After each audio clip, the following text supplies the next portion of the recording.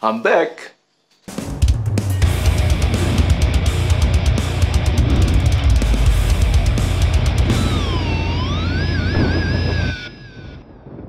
Hey guys, welcome back to the shop. So first of all, I would like to wish a happy and prosperous new year to all of you who are watching this video. It's kind of a bit too late, I know, but I was on holiday and just now I had the time to start, set up and record something for you. Second point, I would like to apologize to my subscribers for the lack of content for the last couple of months. The thing was that basically I was extremely non-busy with the shop, so there wasn't much to do or to film, and I took that time just to organize and set up better, upgrade, I can say, my workshop.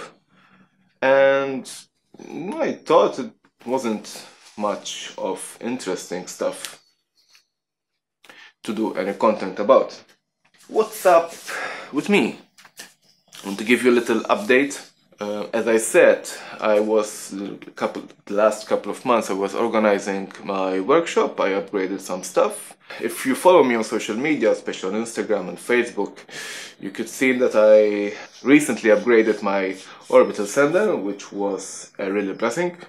I bought a DeWalt one, which is really nice. And yeah, I bought a compressor, finally.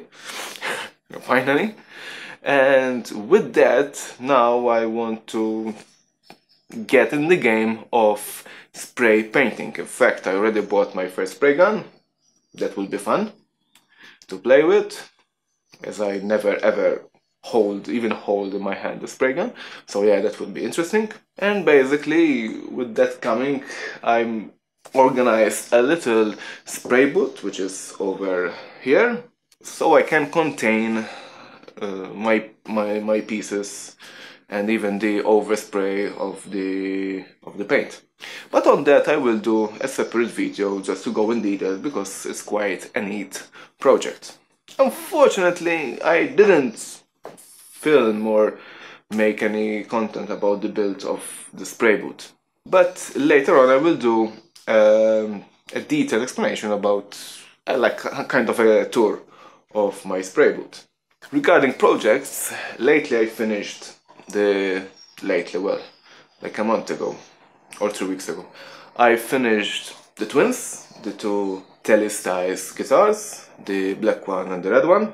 I put some pictures and details on Instagram and on Facebook, and I did have quite a good response from some of you and some of the followers on Instagram and Facebook. The only thing that really was a bit off for some of the followers was why I put a pickguard on such a beautiful wood. And I want to, in this little video, I want to address that issue, why I did pickguard in this case. Well, basically, surprisingly for me, it's much easier to put a pickguard with all the controls and the pickup on the pickguard than put it on the body, rather than having a control cavity and fitting directly the pickups on the wood. Putting everything on a pickguard, it's much easier.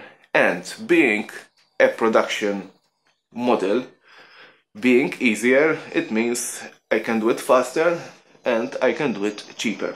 That's the only reason why I did use a pickguard on those particular models.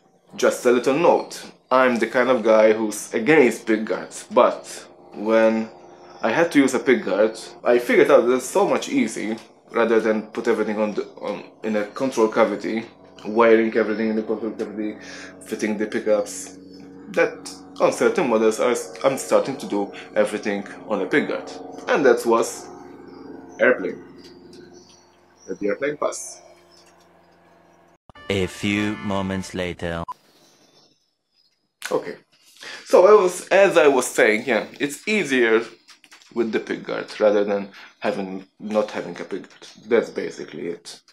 To add something else, I want to say that those models, those two guitars are like a prototype at the moment for future production, for future guitars.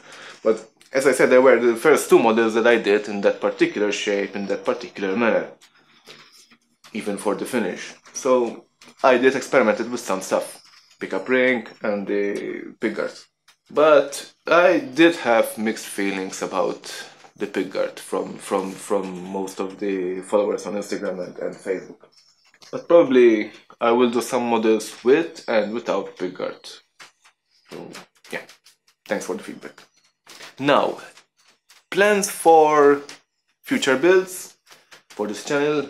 Lately I was on vacation for the Christmas holidays. I was in Morocco, beautiful country, and I was having a look about my channel and what was the most viewed, film or playlist on my channel, and well, the CNC build was kind of one big hit. So I thought it's a good idea to do something like that, but something different. And for the last 3-4 months I had this idea of building a headless guitar. Now, I never even touched a headless guitar. I do repairs, yes, but it's not that common for me here in Malta. So yeah, that would be interesting, as I don't know kind of hardware to use. I already have an idea. I already contacted a couple of people regarding the hardware and pickups, because it's going to be a multi-scale as well. So yeah, 7-stringer headless multi-scale guitar. This is going to be the playlist of 2019 for this channel.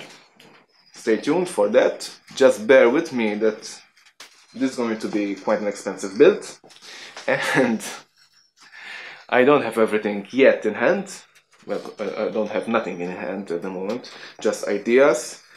But I'm going to go through the design process, setting up the multi-scale, which is incredibly quite easy with some tools on the web, lumber choices, and then the whole CNCing, tool petting, and then the whole thing about making things together, like the previous build.